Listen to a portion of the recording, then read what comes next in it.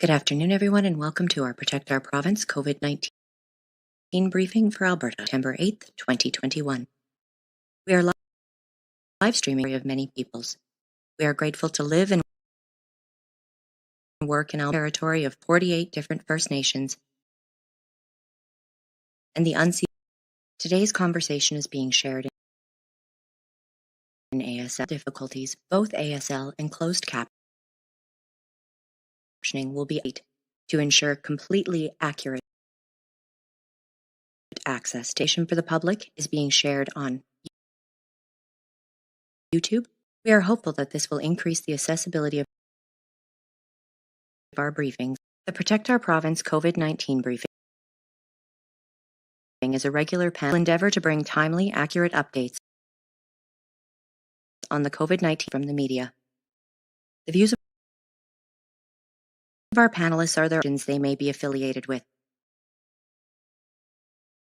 We have attempting to ensure that everyone in the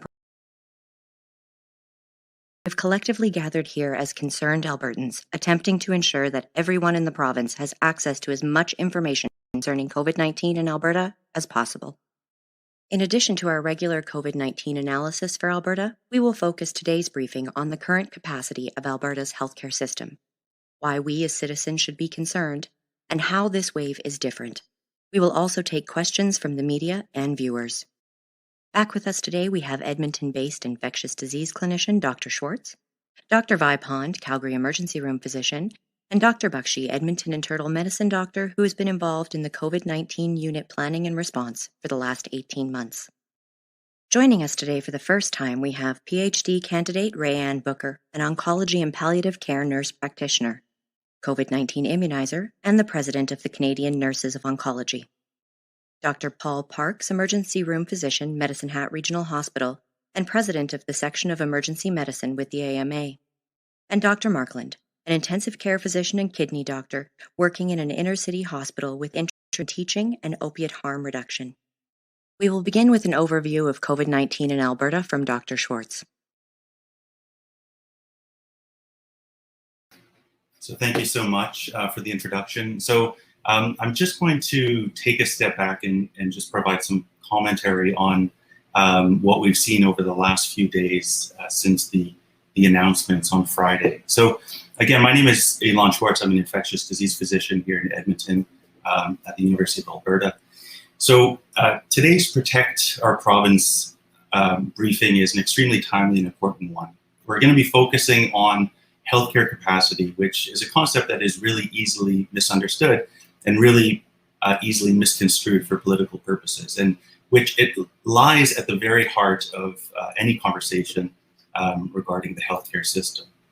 So in the last few weeks, we've seen unimpeded exponential growth of the virus throughout the province. And more concerningly, we've seen a concomitant increase in hospitalizations and in ICU admissions.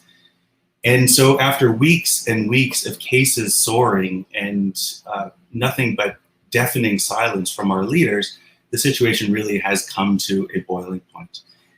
It took until Friday, September 3rd, when Alberta ICUs were really on the brink of capacity with 95% of ICU beds occupied before the government reared its head and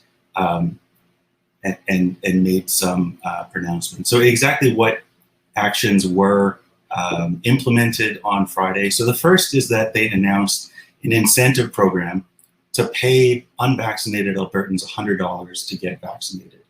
So this has resulted, we now know over the first 3 days, in a 15% increase in vaccination. And so to put this into context, other provinces that have implemented vaccine passports, or in other words, requiring vaccination in order to go about and do things where there's large numbers of people, those provinces have seen an uptick of over 200% in the few days after announcement. So really this is a paltry increase. And in fact, the true effect is probably even lower, because this was also around the same time that the Alberta Health Services and the City of Calgary announced mandates for vaccination for their employees. So really this hasn't had a very big effect, which is not surprising, given that vaccine hesitancy is a very complicated issue. And so it's unlikely to be adequately addressed by sprinkling a little bit of money on the problem. So secondly, the government announced some measures aimed at decreasing transmission in the short term.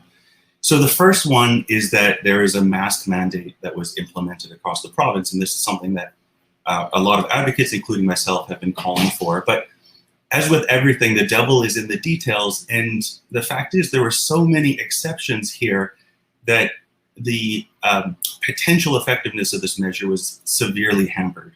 So for example, the mask mandate doesn't apply to schools, where we have large numbers of children from across the province coming together as they started school last week, sitting in close proximity for several hours a day, often with poor ventilation.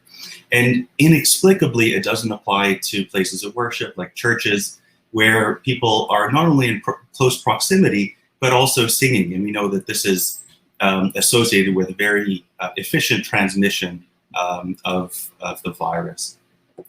The second step is to stop selling alcohol at 10 p.m. And so to think that this might have an effect against the Delta virus is really magical thinking or deranged thinking. So COVID is not a vampire. It does not only come out at nighttime after 10 p.m. So it makes no sense that this would somehow prevent infections after 10 p.m. And not before 10 p.m. when a crowd in a restaurant or a bar is packed. And so not only that, but we know that it has been unfairly implemented across the province. There have been 4 rodeos that were granted exceptions. And so we know, these belie the fact that this is much more of a political ploy than it was a meaningful public health intervention. And in fact, it would be better for reducing transmission, for improving the economy, and for increasing uptake of vaccines if all these establishments were kept open, allowed to function as normal, but in order to access them, you had to be vaccinated, or in other words, a vaccine passport. So finally, it's recommended that unvaccinated people limited their gatherings. And of course, I think we could toss this out the window. We already know that this is a group of people that have been hesitant to accept public health advice. And so we have no reason to accept or expect that they're going to be abiding by this rule. And so, although we're happy that there has been some action, in actuality, these efforts are all but meaningless. And in fact, I would argue that they are worse than doing nothing at all, because now it's going to delay the government from taking more definitive action for at least 2 weeks. So it's going to be a while before the Premier and the Chief Medical Officer of Health will be willing to step back and accept that these actions have failed to meaningfully curb transmission. And by that point, we're going to be in dire trouble in the ICUs. And so that's going to be the topic of our conversation today. So, without further ado, I'm going to throw it back to Michelle, but I look forward to further discussion. Thank you very much, Dr. Schwartz. I am going to pass things over to Dr. Vipon to give us a look at the weekend's numbers. Hey, everybody. As you may know, the numbers were delayed today. They're normally released at 3:30, and there was a mysterious post at around 3:30 that they will not be coming. I suspect they'll be coming around 5:01 if I had to make a guess. But let's look at what's happened over the weekend. We had 4 days of numbers. So I'm going to try and just consolidate everything.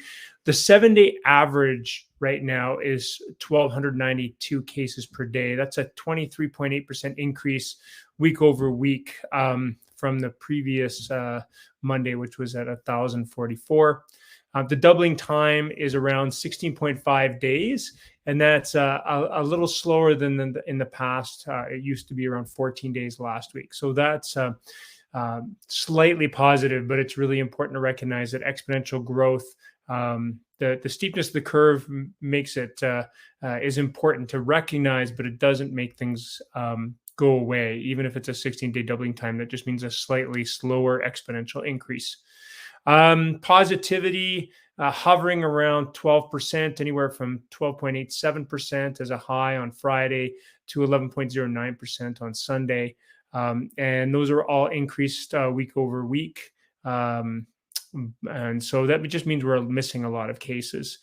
Delta continues to dominate somewhere between 90 and 95% of all the daily cases. We had actually hit a record on August 30th with 95.3% of the cases that day being Delta.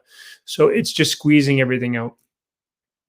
Hospitalizations, I'm just going to say that there's been some very massive revisions of the numbers. I'll give you one example just to show you. So if you look at the curve for the hospitalizations, it looks like it's flattening. I fully expect that curve to go back to its previous slope once the revisions from the weekend come. And we've seen that previously with weekends and especially long weekends. But yeah, if we look at last Monday, the inpatients when they were first reported were 325. And when they yesterday they were announced that last Monday's was 346. So that single day had a revision of over 20 patients. So that's the kind of revisions we're seeing on the inpatients. I can tell you that if we're calculating week over week, if we just take Friday as probably our very best number, the week over week increase for inpatients was 55%, which is incredibly scary rise. ICU numbers have generally been more reliable. And we were at 137 on Monday, and that's a 29.2% increase from Monday to Monday. Again, very frightening increase there. Finally, I just want to make note of the incredible number of deaths that were announced over the weekend. There were 17 on averaging about 4 a day. And this is what we're seeing now is more sustained deaths. And every single one of those lives had a family. Every single one of those lives had loved ones that are missing them. And every one of those lives likely would not have been lost if they lived in a jurisdiction like Nova Scotia, which is declared COVID-0. So these, in my mind, are all preventable deaths. That is my report for today, and keep an eye out on my Twitter once the numbers are announced at 5:01 today. We'll post the numbers for yesterday. Thank you very much, Dr. Vipond. I would like to reintroduce Dr. Bakshi to share with Albertans the patient's journey and what challenges they're currently going through in our system. Welcome back. Thanks, Michelle. So as Michelle mentioned, I'm going to be talking about patient journey, and just a little background. I work as an internal medicine physician and worked heavily on the planning of the COVID unit at my hospital. And so we have seen what COVID capacity and what COVID planning looks like over the last 18 to 19 months, including what that looks like for disbursement of other patients. And so when we talk about increasing capacity in a hospital, and we'll hear things in the media about adding beds and adding surge capacity, we have to remember that it's not as simple as just adding a physical bed. I think that oversimplifies what a hospital actually looks like and what it means to add extra patients to an infrastructure that is only meant to handle a certain number of patients. We also need to remember that when we're talking about COVID-19 and patients who are coming with suspected COVID-19, they require isolation space. This means private rooms that can be on contact and droplet precautions away from other patients. And in hospitals across the province where the infrastructure is older, we don't have the amount of isolation space that we require to keep up with the load of patients that are coming in with suspected or confirmed COVID. And so over the last 18 months, we've had to be very creative within our hospitals in where we can move patients to, what units we need to displace, what procedures we need to cancel so we can take over those units. And what has happened is that we've not only removed geographic holding, which is keeping patients in one area for efficiency of care, we've also increased the load that each individual person in the healthcare system has to care for. And so with that, I'd ask Michelle if we can bring up the slides.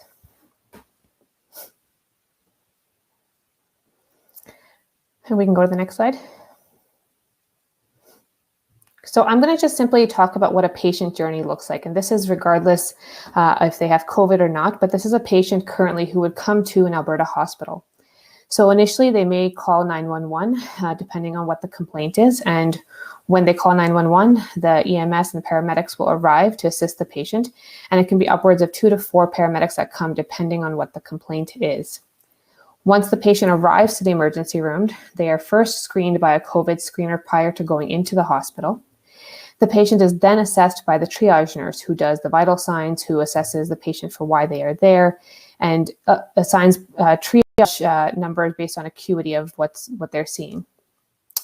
The next is that an admission clerk will check the patient in, so they will be the ones that take your healthcare card, put in the information, and review your demographics, make sure they have your emergency contact. Typically at that point, the patient is then either in the waiting room with the EMS and the paramedics or put into an emergency room right away. Next comes the emergency room assessment, where an emergency room nurse or nurses will begin the clinical workup and quick assessment. So they will assess the patient whether they need an IV, blood draw, wound care, ECG. If there is concern about acute deterioration, they will get the physician and the support services involved right away.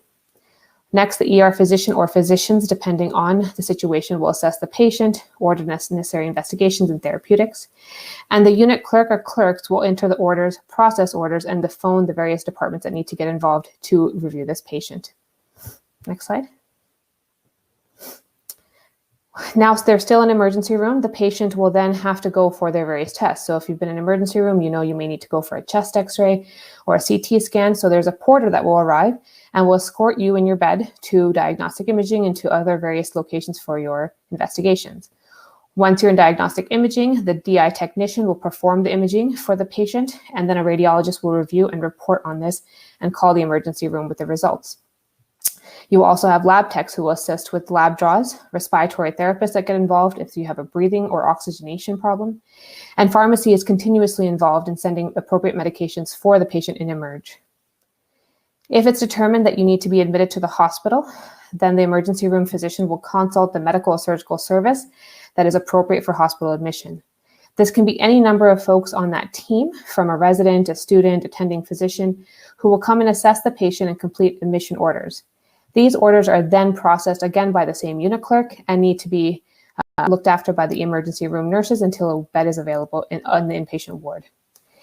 Just as a note, the above team that is doing these admission orders is often also looking after 30 to 60 patients on the ward, as well as tending to ward emergencies. Now that you've been admitted to the hospital, the porters will once again arrive to the emergency room, and they will take you to your inpatient unit. Once you're on your inpatient unit, you are greeted by the unit clerk, who will process the orders that are written by the admitting team, by the bedside nurse or nurses who are doing the admission and intake, and the healthcare aides who will help getting you comfortable in your space. A pharmacy team member will meet you and review your home medications, ensure safe medication administration to the ward. Next slide. During your hospital stay, the ward physician team will continue to round on you daily, meet with you, your family, go over orders, order investigations, and depending on what you are in hospital for, you may also have a trip to the operating room, which will require OR nurses, anesthesia, clerks, OR techs to be involved in your care as well. You may require consultant physician teams to help with a number of complex medical conditions as well.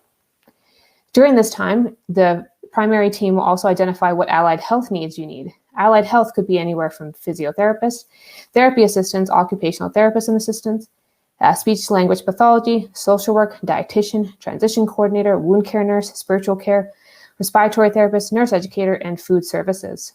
So a lot of people are involved in the day-to-day care of this patient.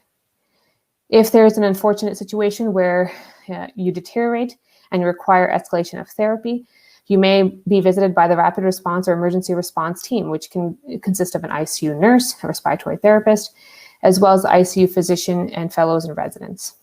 Next slide. Hopefully we are able to discharge you home in a stable condition. And if you are going to be going home, you'll be probably met by the transition services or transition coordinator. Sometimes they're called discharge coordinators. Social work, you will also have liaison with home care and community service to ensure that the discharge is safe. And we also don't want to forget environmental services who are critical to each step of this journey. So when you are leaving each area of the hospital, environmental services make sure that the room is completely cleaned, decontaminated, and ready for the next patient to come in.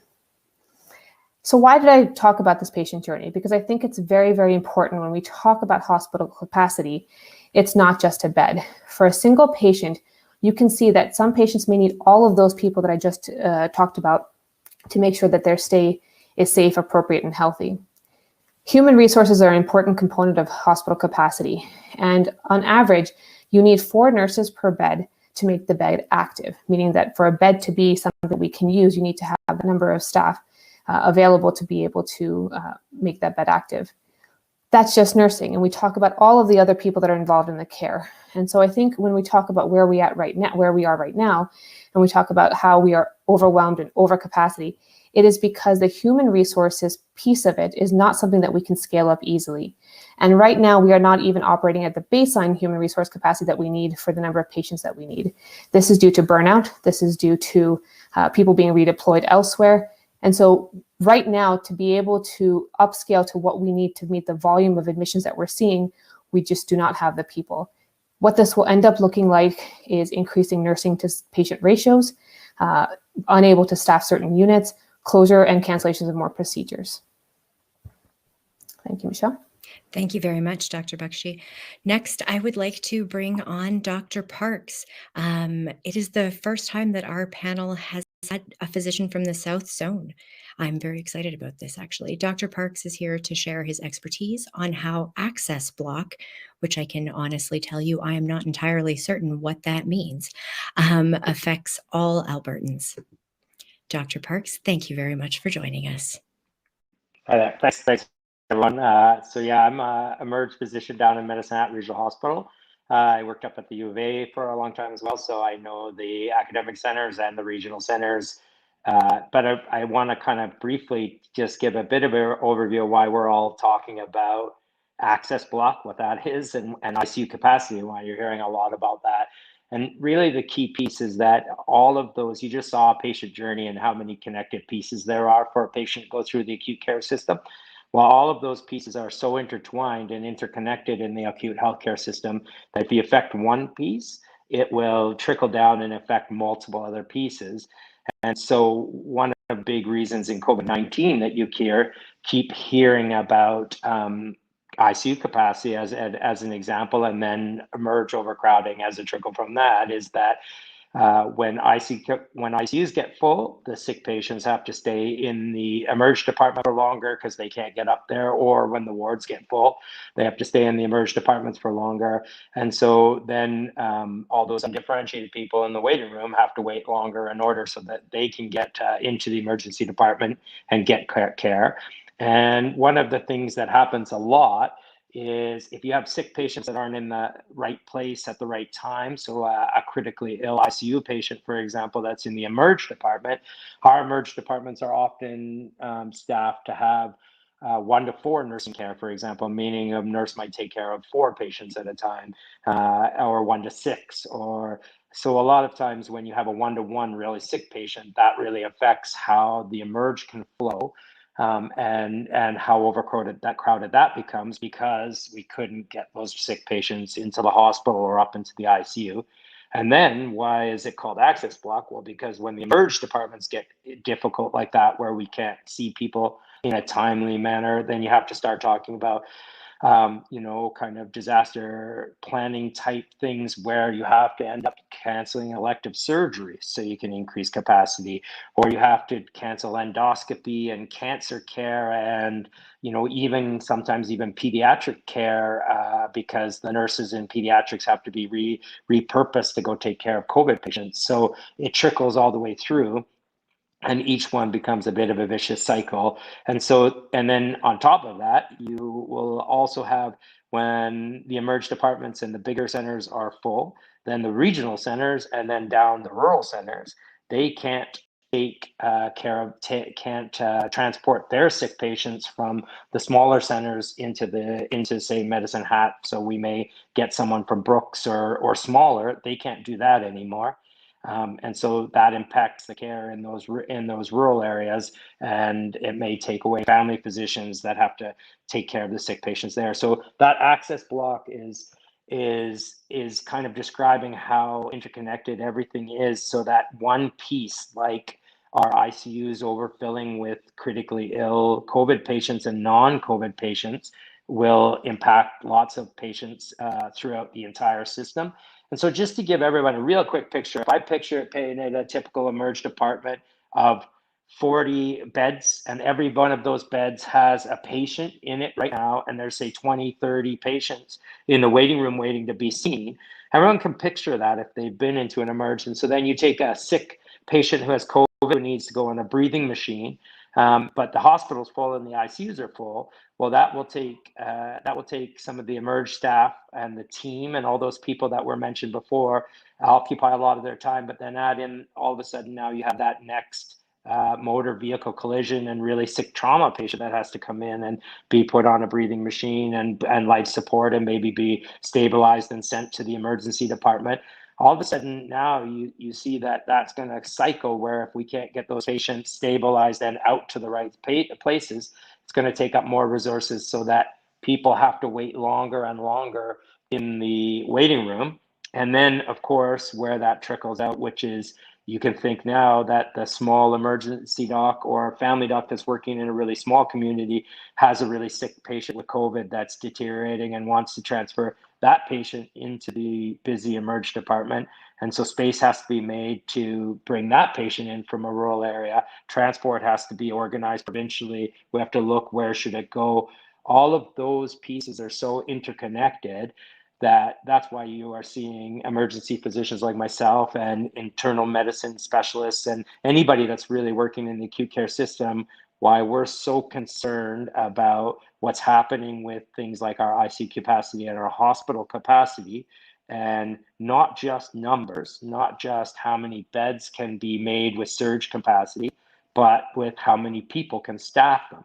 Because what you're going to hear about in the next piece too is that in order to go from our current ICU capacity, say of 173 beds being our baseline, all of our ICU beds in the province without going over, surging and over capacity, in order to bump that up so that we're at the 201, 205, 210, whatever we are now, we have to repurpose nurses and staff and RTs and pull them from other areas and bring them into critical care where they may not be as comfortable. But that ends up rippling effect back, where it affects access to things like I said, endoscopy, surgeries are canceled, cancer care is canceled.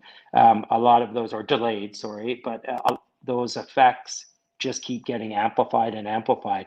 So the absolute worst case scenario is if we keep going on without a circuit breaker and we don't get some help where we decrease those numbers of admissions, and the numbers of critically ill people in our ICUs, as an example. I just gave a quick brief overview of how everyone can picture, even if you're a patient that's going to have medical issues that are not COVID related, you're going to probably experience access block in some form. It's going to be harder to get in to see your family doctor. It's going to be longer waits to get into your specialist, longer waits to get into the emerge, and so on and so forth. So I think that's just, in a kind of nutshell, a bit of a primer of why we're also concerned and talking about hospital capacity, acute care capacity, ICU capacity, and then why the emerge is kind of the canary in the coal mine as to when the system isn't functioning because of the difficulties. We see it firsthand, and it all kind of backs up into the emerge. Thank you very much, Dr. Parks, for sharing your perspective with us today. Frankly, just terrifying times. Our next speaker is a perspective that we haven't gotten to hear yet on any of our briefings, and I am so thankful that they are joining us today. I would like to reintroduce you all to PhD candidate Rayanne Booker, an oncology and palliative care nurse practitioner and recently a COVID-19 immunizer. Thank you so very much for joining us, Rayanne. Well, thanks very much, Michelle, and thanks also to Randy, and thanks to everyone who's tuned in today and all who continue to protect our province. Michelle, if you're able to get the slides up, that'd be great. So, not to sound like a broken record, but I just wanted to remind everyone that we are already over capacity in terms of ICU beds. So credit to Ziad Faisal for these fantastic graphs. You can see here that currently we've got 201 people in ICUs across the province, and our baseline ICU capacity is approximately 173 beds. The message from Alberta Health in recent days has been that we are hovering around 87% capacity in ICU. But you can see from this graph, we're already over capacity. And if you can advance to the next graph, please, Michelle. Perfect. So here's another graph to show where we might be in just a week's time. The curve, it's the linear vertical line here, not linear, sorry, a vertical line almost. It's depicting what may happen with COVID only. So this line right here is showing what's happening with COVID. It's not capturing any of the other reasons why people might need ICU care. And while it is possible to scale up capacity, as Dr. Bakshi and Dr. Parks have already discussed, it may come at a cost. Next slide, please. So for some context, this report from the Canadian Institute for Health Information, or CIHI, on ICU care in Canada was published in 2016. These tables show the top 10 medical and surgical conditions among ICU patients. You can see that there are a number of respiratory and cardiac conditions and procedures, and some types of surgeries that people with certain types of cancers might undergo. Notably missing from the tables, of course, is COVID. But I just want to make the point that there are many other reasons why someone might require ICU care, and these reasons haven't stopped during the pandemic. Next slide, please. So for further context, the average length of stay in ICU in 2016 Canada-wide was approximately 3 days, and approximately 33% of those in ICU required mechanical ventilation. Next slide, please. This report by CIHI was published just a few weeks ago on August 26 and includes data from January 2020 to March 2021. It's important to clarify that these numbers are reflective of what was happening before the fourth wave, so before Delta. You can see from this table that the average length of stay in hospital in Alberta was approximately 15 days. The report also notes that Canada-wide, of those who required hospitalization, more than 1 in 5 needed ICU care. Next slide, please. And for those who required ICU care in Alberta, the average length of stay in ICU was approximately 12 days, compared to approximately 3 days in 2016. You can also see that people who needed ICU care were in hospital, on average, for about 25 days total. Also in Alberta, 64.5% of those in ICU required ventilation, again, compared to approximately 33% in 2016. The length of stay in hospitals and in ICUs will continue to impact healthcare capacity. Patients who are ventilated are likely to have longer hospital stays and more complex care requirements even after discharge. The American Thoracic Society reported in 2015 that critically ill patients who have been mechanically ventilated for more than 7 days are at greatly increased risk for functional impairment and mortality at 1 year following discharge from the ICU. Regarding costs, and I hate to talk about costs at a time like this, but I think it's relevant because the resources we have in our healthcare system are finite. The average estimated cost of a hospital stay for COVID-19 is around $23,000 and more than $50,000 for ICU stays. Please. So in terms of nursing capacity, according to the 2019-2020 College and Association of Registered Nurses of Alberta annual report, there were approximately 38,000 RNs in Alberta. Of these, there are roughly 1,350 critical care nurses. Even before the pandemic began, many parts of Canada were already dealing with a nursing shortage. And the thought that a nurse is a nurse is a nurse couldn't be further from the truth when it comes to ICU. ICU nurses are highly specialized and skilled.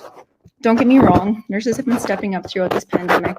I know many nurses who've been working as nurse immunizers, me included, helping with contact tracing or working in long-term care facilities, even facilities with COVID-19 outbreaks. But working in ICU is different. Personally, I'm not sure how useful I would be in an ICU. I worry that I would actually add to the workload of the ICU nurses. The province plans to bring in nurses from other jurisdictions and reportedly is paying top dollar. Medscape recently shared a cautionary tale from the US where nurses are quitting their regular jobs in favor of travel nursing jobs where they're often paid far more than their regular pay. This has led to some tense working environments where travel nurses working alongside regular nurses are sometimes paid more than double what the regular unit nurses make. Imagine how well this will go over in Alberta, where nurses are facing imminent wage rollbacks. This strategy is likely to also contribute substantially increase costs to our system. For example, in a hospital in Georgia, a respiratory therapist was hired through an agency to replace a respiratory therapist who accepted a travel position. The replacement came from the same hospital where the first respiratory therapist had just gone to work, and basically the two hospitals swapped respiratory therapists, but at double the cost. Next slide, please. I would be remiss if I didn't mention the impact of moral distress and moral injury that have become pervasive, and I would say even ubiquitous in healthcare these days, irrespective of practice setting. Working conditions, being short-staffed, working with high acuity and very sick patients, witnessing patients dying alone, the impact of visitor restrictions. It's not just impacting staff in critical care. Many of us feel moral distress, knowing that we cannot provide the care that we want to provide and that patients and their loved ones deserve. Next slide, please. We talk about the numbers, the COVID-19 numbers, the number of people in hospital or ICU, the number of ICU beds. Some people are good with numbers, and I'm really grateful for those people. I'm good with faces and names and the stories behind the faces and names. Some of you may have seen this Twitter thread on Friday, or you may have caught the interview with Ryan Jesperson yesterday. For those of you who don't know her story, Julie Rohr is a young mother who has end-stage cancer. She's given me permission to share her story in these photos. She tweeted on Friday, "Hi Alberta, I'm an end-stage cancer patient dealing with some of the most difficult decisions I'll ever make. I have to get my lung drained in order to breathe. Doc wants me to come to a hospital ER to do the procedure, but hospital ERs have COVID outbreaks." Can you advance, please? "I'm trapped. If I get Delta, these lungs are done for. They wouldn't even treat based on my condition. Do you see how this works? COVID vaccine deniers are getting my bed. The one I need to survive a little longer with my children and puppy. Here they are." Next slide, please. Healthcare capacity is not only about COVID, and these are Julie's parents and her beautiful family. A full hospital means that someone who gets in a car accident might have to be transported to the next nearest hospital and may lose precious time that might mean the difference between life and death. A full hospital means that people with treatable, even curable conditions may not receive the timely care they need. Please get vaccinated. Please continue to mask. Please limit gatherings. And please always be kind. Thanks. Thank you very much, Nurse Booker, for sharing all of that with us today. I cannot begin to rationalize or imagine the dissatisfaction, disillusionment, discomfort every single nurse in this province is feeling at this moment in time. And I think it has been really valuable for all of us and everyone at home to have a look at that perspective. So thank you so very much. It is with great pleasure that before we go to a couple of questions, I get to introduce Dr. Markland. We haven't had the opportunity today to hear from an ICU physician, but we've heard a lot about ICUs. How's it going over there, Dr. Markland? We're living every day like it was our best one. First of all, I'd like to thank Dr. Brooks for some of the insight into what's going on in ICU. I come a little unprepared. We've been busy. I had some great slides, but most of them bring up topics that are a little painful. The numbers are pretty similar, and what some of the things that you'll see with respect to ICU capacity, we tend to be the highest resourced part of the hospital. And as a result, when ICU flexes up, everybody else has to donate their energy and resources to us. In the past several waves, that was a lot easier because we had goodwill, and we also had the reassurance that this would go away with vaccinations. We had very clear direction that way. We also had great moral imperative. These nurses and the assistance that they got from all of our allied healthcare professionals were spectacular. People were really in it to win it. This is a bit of a different situation, and so quite literally, when people ask us how we're doing, we're a little more vague about that because the direction here is much more vague as well. You'll see ICU numbers fluctuate. We are getting beds, let me assure you. It's also really important to separate Alberta Health, which is the political division that distributes funds, and Alberta Health Services, which is a group of healthcare professionals mostly made up of doctors and nurses who are now in managerial roles, who truly and heartfeltly are trying to keep this system running.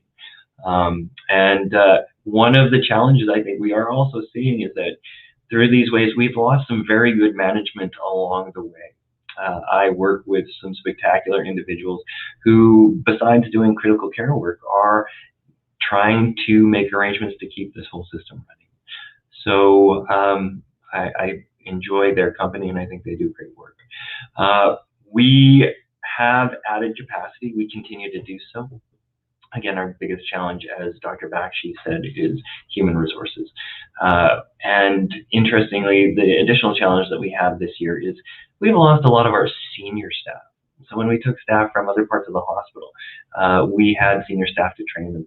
That's less of a case now. We always have a great environment. I would say that we suffer the least from burnout, but we are having it. We will continue to push forward. We will continue to do these things, but my role here again is to advocate, because this is not a resource that we can expand infinitely. And in fact, I think there's very little understanding from the government's perspective about how much work it is. When you talk about resource blocking, part of the reason that you see less ICU admissions are that to open other beds for COVID, we have shut down ancillary services.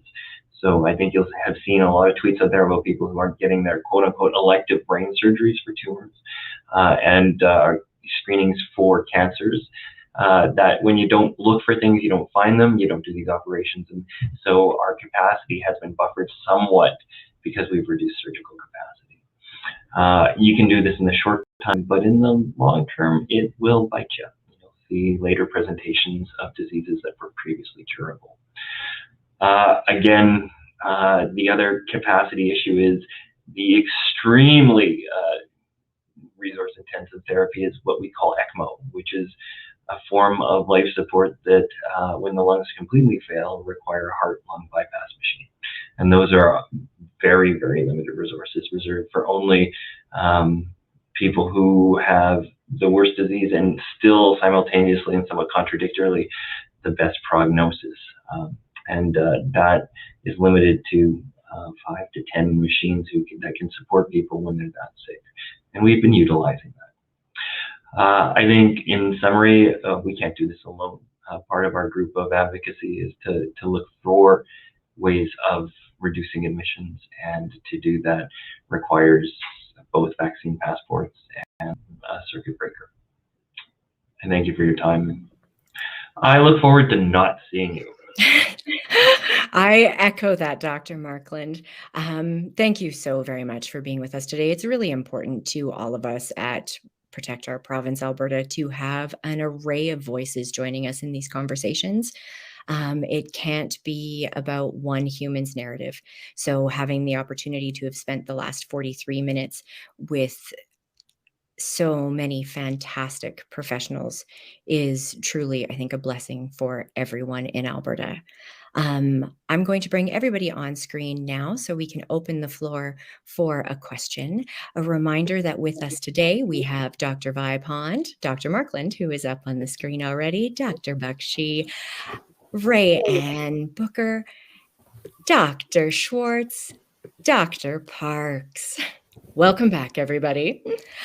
I would like to take this opportunity to take a question from Morgan Black from Global News Edmonton. Hi, everyone. Morgan, can you hear me? You are live. Yes, we can. Thank you very much. Jump the gun, pardon me. Lots of doctors to choose from for the question, so whoever would like to take it.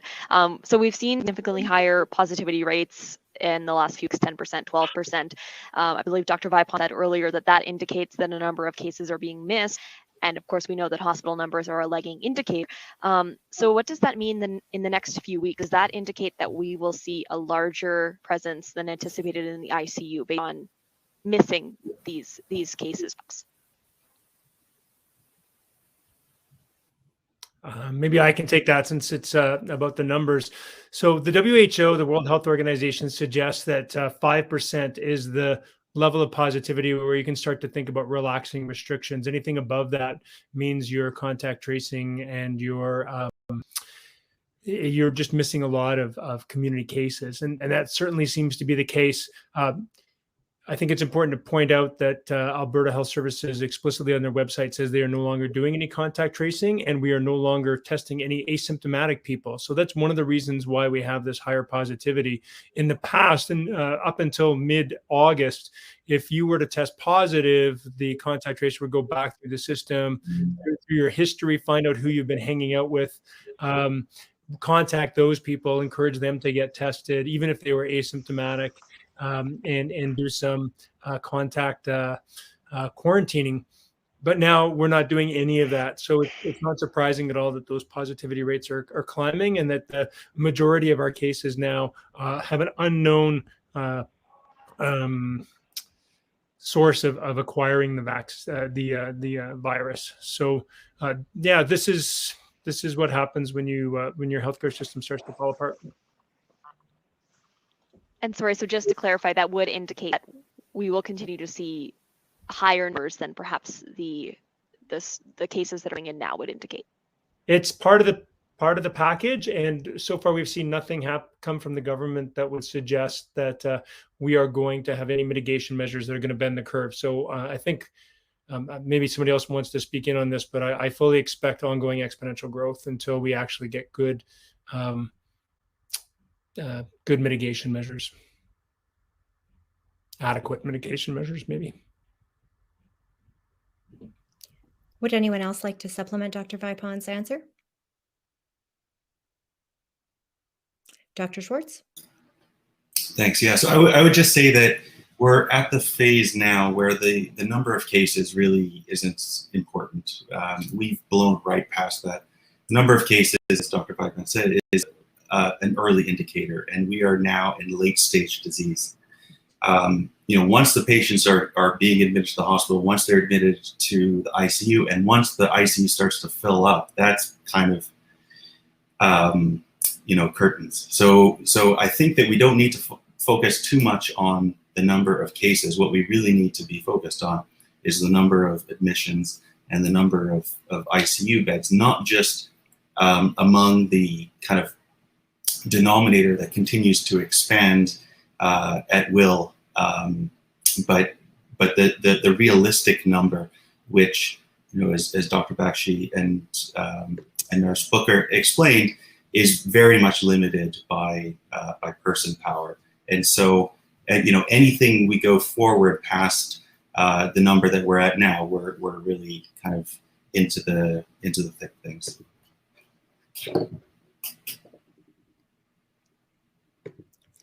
Morgan, do you have a follow-up?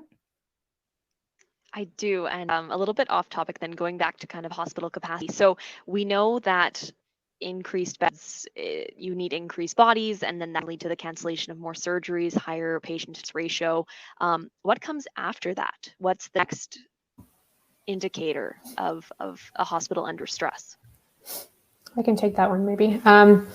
So as we get to more staffing ratios, we have to look at alternate care models. So how can we still provide care for patients and maybe untraditionally, which we're already kind of doing by offloading into different departments and different divisions. Some of those things may look like off-site care. So we've talked about the K Clinic in Edmonton, other places, the tent at Peter Lougheed. Those are the type of scenarios where we'll have to start looking at, can we move our more stable patients out to areas that traditionally we wouldn't provide hospital care and free up some space in the hospital. And if we expand to that and we run out of space there, I truly don't actually know what the next step is, except that we have to start looking at, are we providing care that we can do in the hospital to the right patients? Yeah, if I can add, so I think the other part you have to think about that we hope we don't ever get to is critical triage. So triage is something I didn't touch on too much in terms of that's trying to sort out what's the next patients to see and the next patient to care for and what resources to use for them. We do have a policy developed that may look at making decisions where if our resources are overwhelmed, we'll have to choose that some people may not get the critical care or the extended care that they would have got if the system wasn't overwhelmed. But just to put it in perspective too, I hope we never get there and we're all working so that we don't. But some of those resource decisions are difficult already in some of the regional centers and smaller centers, for example, when a number of patients come in, there have already been decisions about who gets the OptiFlow, which is a higher flow oxygen when a hospital only has a certain number of them.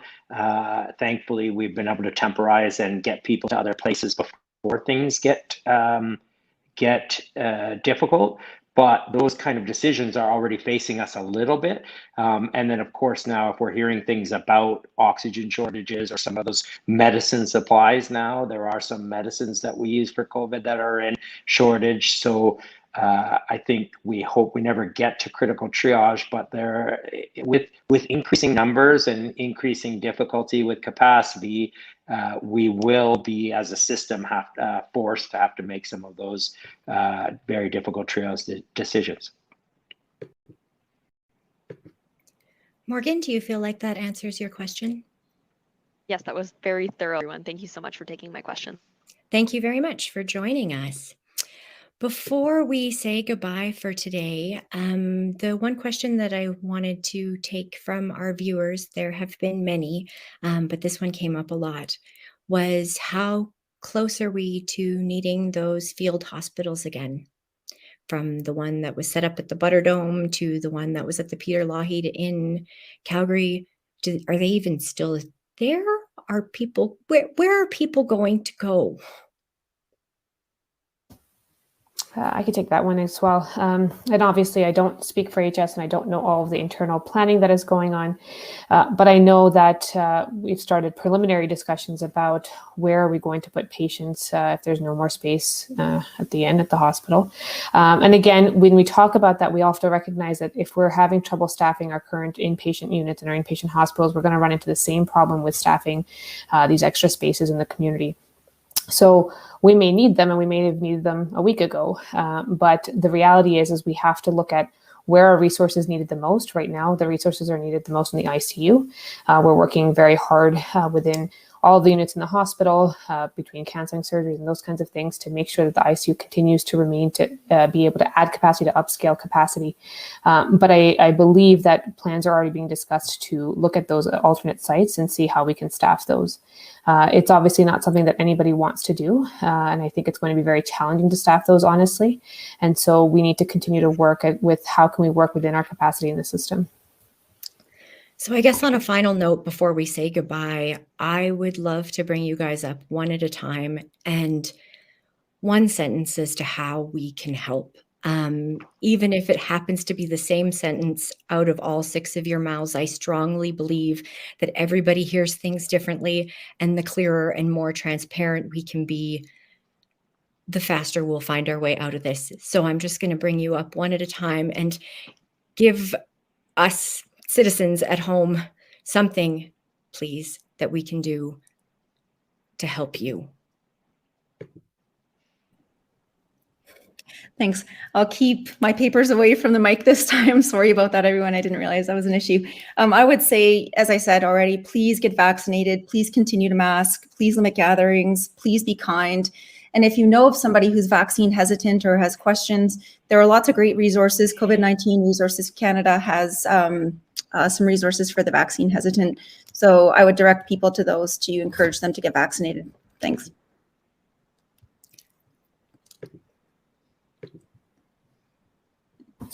I have to echo what Nurse Booker said. I think that if we can continue to be kind, I think that's the number one thing to each other.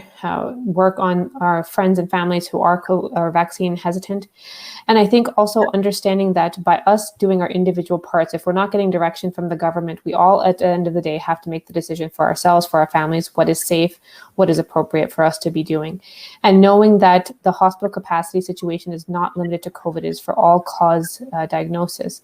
We need to collectively do the right thing, which is avoid large gatherings, continue to mask, and get vaccinated.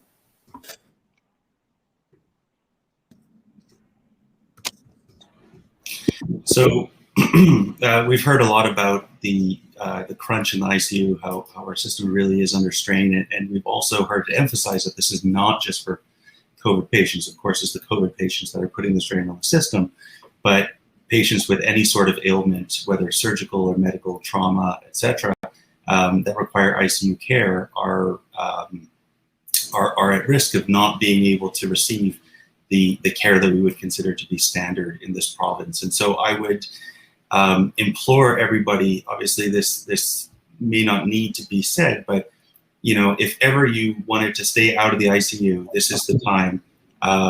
If you need hospital care, come to the hospital. We'll look after you. Please don't put it off. Don't delay it. But don't take unnecessary risks. Stay off the road, off the highways as much as you can. Don't go skydiving or do anything silly. And maybe time to put away your motorcycle for a little bit.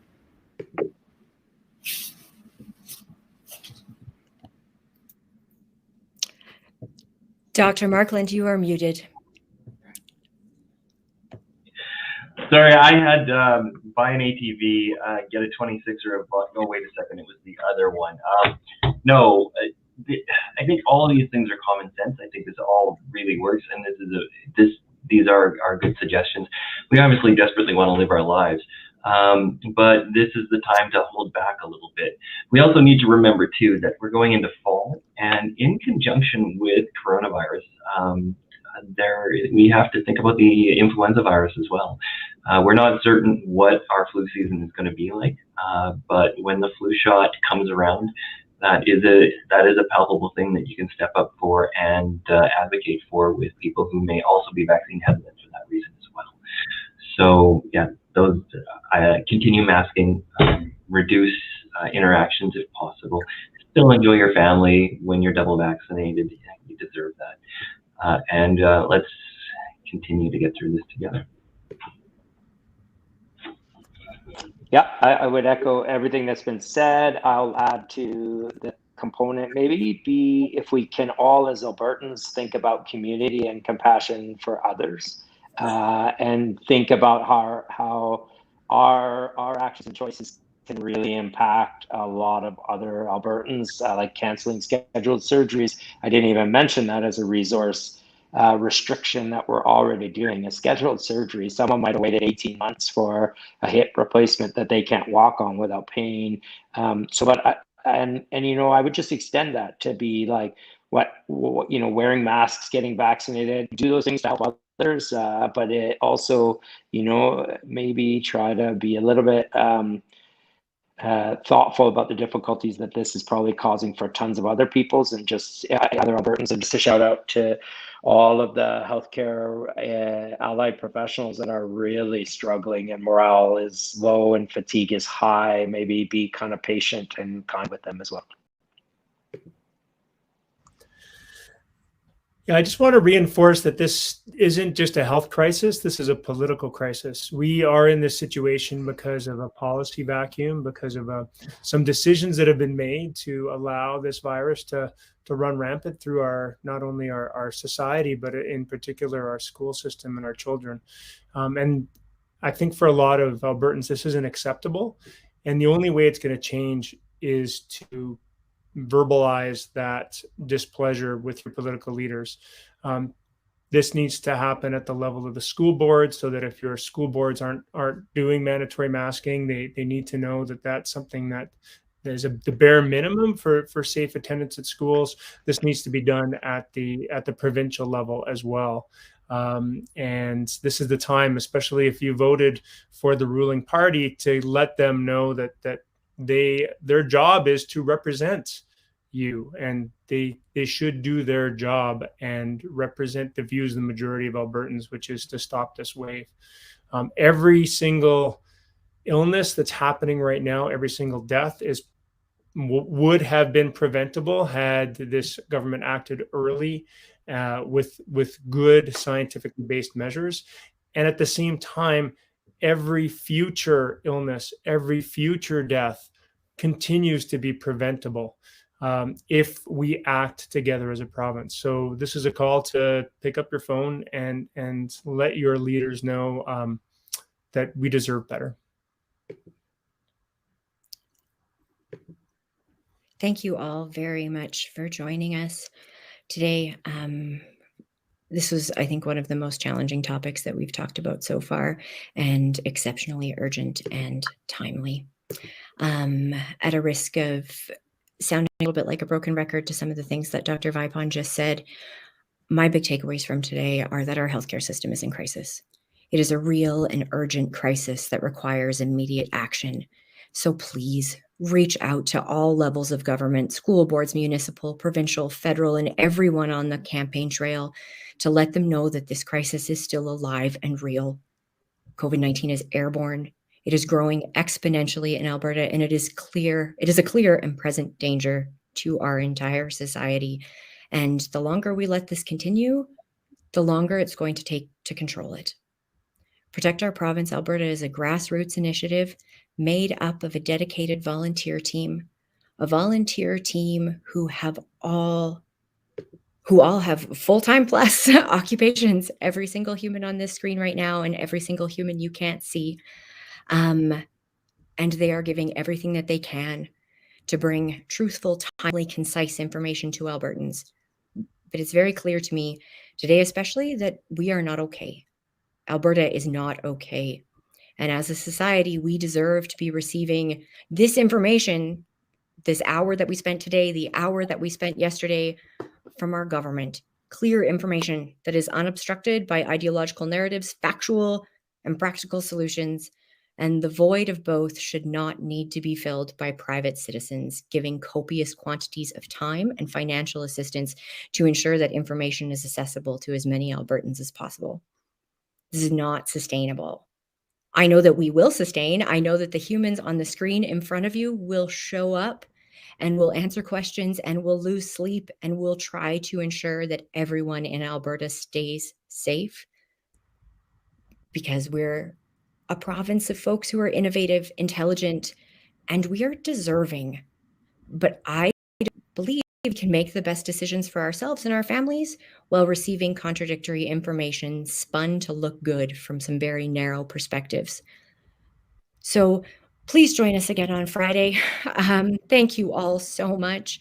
We will have another update on COVID-19 focused on vaccinations, everything from access to legalities of mandates to passports, everything in between. We had a lot of questions on that today coming up that we didn't bring up in this panel because that will be Friday. As always, if you have any questions on those things or other things, please feel free to pop them into any of the Protect Our Province Alberta social media accounts, and we will try to work them into the conversation. Thank you to our panel. Thank you to everyone at home. Again, until next time, remember, stay safe.